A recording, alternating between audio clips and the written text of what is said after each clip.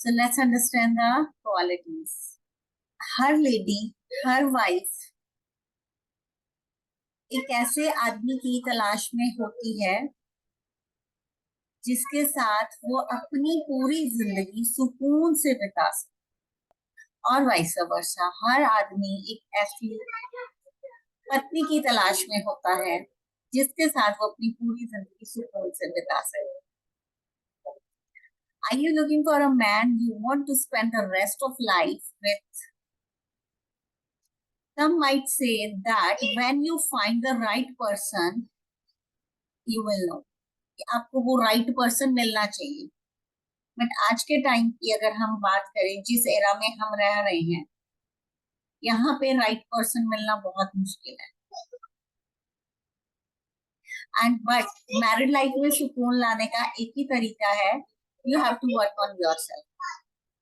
आज हम हस्बैंड्स की क्वालिटीज की बात कर रहे हैं, नेक्स्ट सेशन में हम वाइफ्स की क्वालिटीज की भी बात करेंगे. ऐसा नहीं हमको छोड़ देंगे.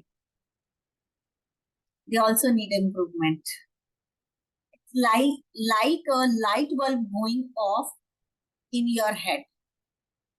It's like कभी एक बल्ब जग रहा है, दिमाग की बत्ती जग रही है, बुझ रही है, जग रही है, बुझ रही है. राइट पार्टनर को ढूंढना ऐसा होता है. किसी का कुछ अच्छा लगता है, किसी की कोई क्वालिटी अच्छी लगती है, किसी का कुछ अच्छा लग रहा है, तो वो एक बार को लगता है हाँ ये राइट पर्सन है, फिर वो लगता है नहीं ये राइट पर्सन नहीं है.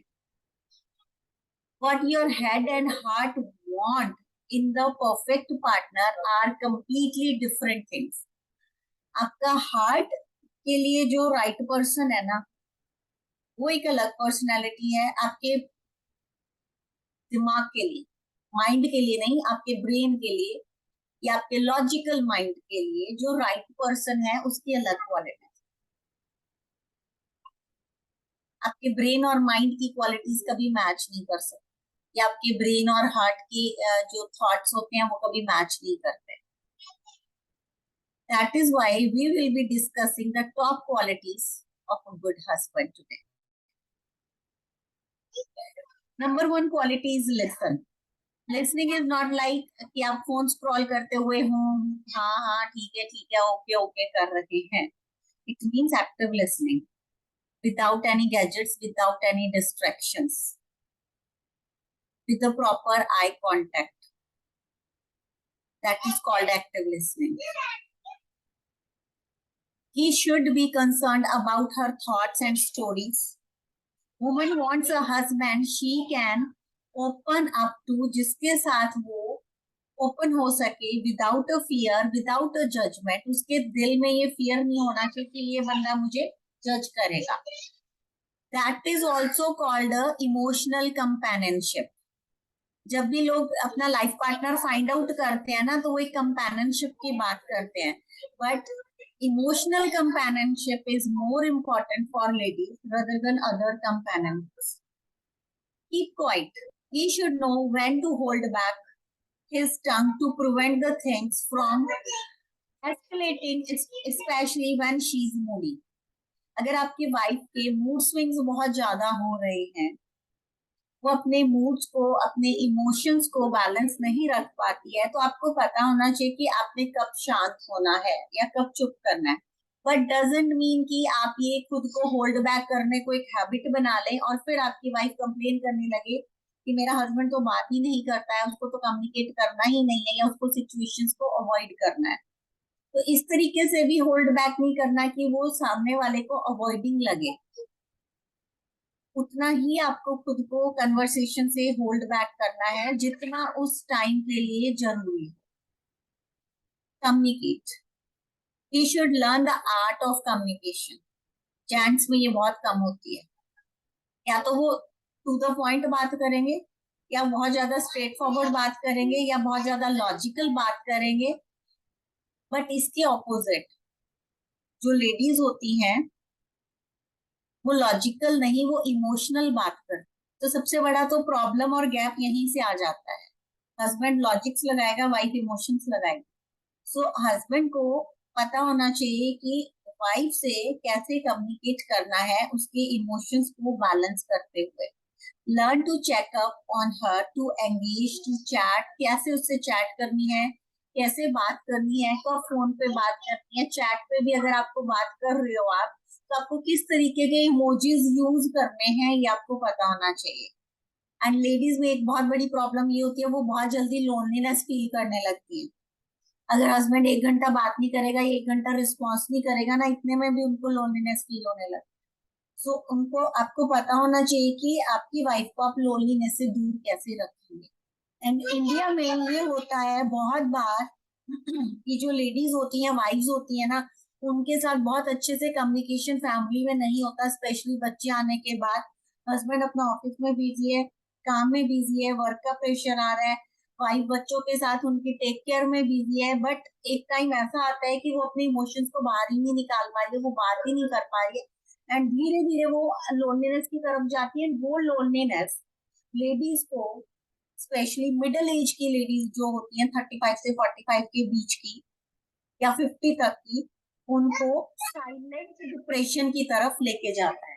Give directions, he should learn to give directions where they are heading to as a couple and a family।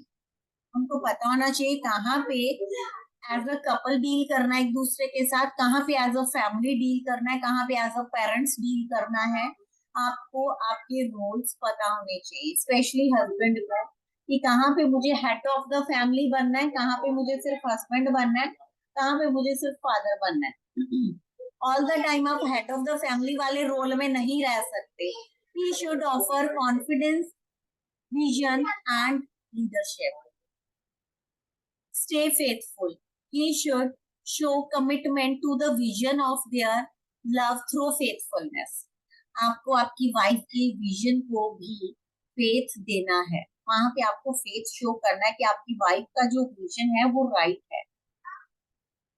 And leading from the front publicly and privately, दोनों जगह पे आपने उसके विजन को एक फेथ देना है, ट्रस्ट देना है, उसको ये दिखाना है कि जो भी हो आप उसके साथ हो, आपको उनका विजन अच्छा लग रहा है। चाहे वो उनके लिए पब्लिकली स्टैंड लेने की बात हो, चाहे फिर वो आपके रूम के अंदर अपनी वाइफ की विजन को स्टैंड लेने की बात हो। परस्यू, आपको पता होना चाहिए कि आपकी वाइफ को कैसे चलाना है। उसको नो मैटर कितने साल आपकी मैरिड लाइफ को हो गए, कितना लंबा टाइम आपने साथ में बिताया है, कितनी अच्छी आपकी बॉन्डिंग है, फिर भी आपको आपकी वाइफ को कैसे डेट करना है, उसके साथ कैसे फ्लर्ट करना है, कैसे उसको स्पेशल फील कराना है, कब कॉम्प्लीमेंट देने हैं, हर चीज आपको पता होनी चाहिए। And how to treat her like a queen, ये चीज आपको बहुत अच्छे से आनी चाहिए। अगर आप दिन में एक बार भी इस तरीके से अपनी वाइफ को डील करेंगे ना, आपकी 90% प्रॉब्लम्स मैरिड लाइफ में सॉर्ट आउट होने लगेगी। बूस्ट सेल्फ स्टीम, अपनी वाइफ को भरोसा दिलाओ कि आप उसके साथ हो, आपको उस पर कोई डाउट नहीं है। उसके जो फियर्स हैं उनको ओवरकम करने में आप उसकी हेल्प करिए, उसको ये विश्वास दिलाइए कि आई एम विद यू, कुछ भी होगा सही गलत doesn't matter, we are together.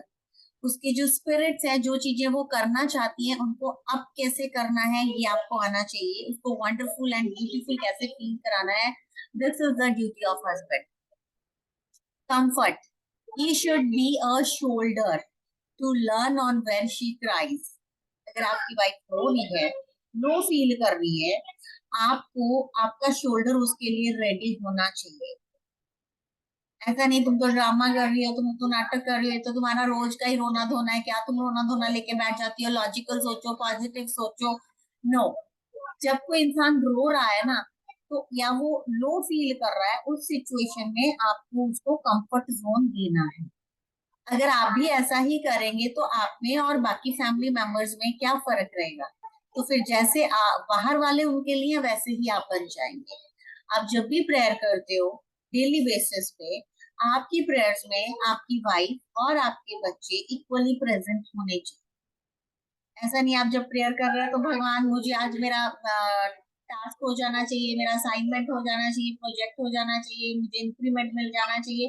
आपकी प्रेयर में हर एक चीज के साथ इक्वली आपकी वाइफ और आपके बच्चे प्रेजेंट होने चाहिए।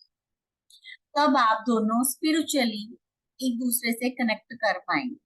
Sexually arouse, he should make her feel desired and wanted, turn her on like a crazy, know which button to push to give her sweet highs. And इस चीज का सीधा सीधा कनेक्शन है इमोशनल इंटीमेसी के साथ.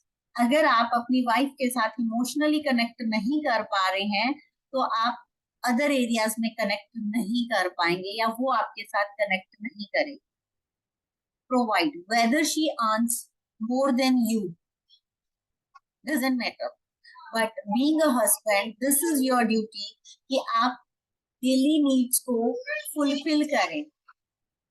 आपकी वाइफ के लिए गिफ्ट्स लेके आइए. बहुत सारी लेडीज जो काउंसलिंग में आती हैं वो मुझे एक कंप्लेंट सब में कॉमन होती है, इवन दो अगर वो अपने हस्बैंड से ज्यादा भी अर्न कर रही होती है ना तो वो कहते हैं कि मैं पूरा घर चला लेती हूँ.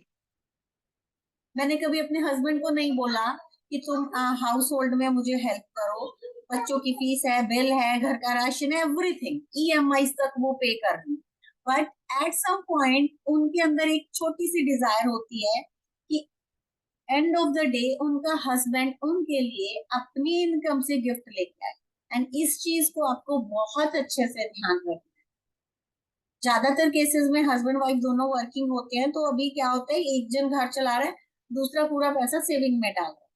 अगर वाइफ घर चला रही है, हस्बैंड पूरा पैसा सेविंग में डाल रहा है, तब भी वाइफ को एक डिजायर होती है कि हस्बैंड एक रोज ही लेके आए, बट उसके लिए लेके आए जिससे वो थोड़ा स्पेशल फील करे, उसको एक पैम्परनेस फील होता है. And this is the desire in every wife.